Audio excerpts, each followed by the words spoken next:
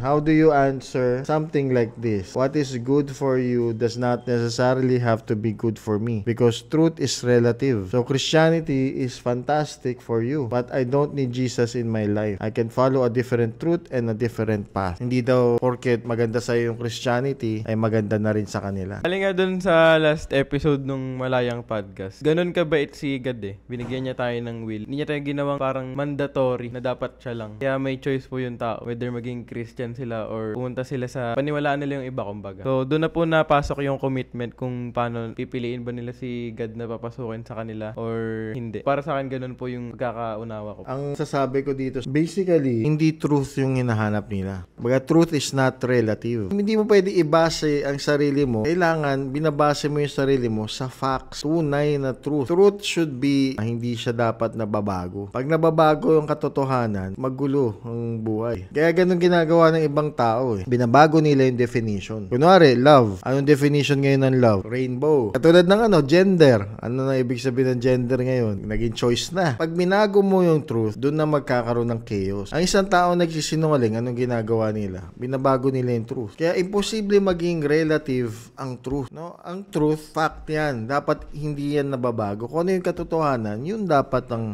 sundin. Hindi pwedeng pabago-bago.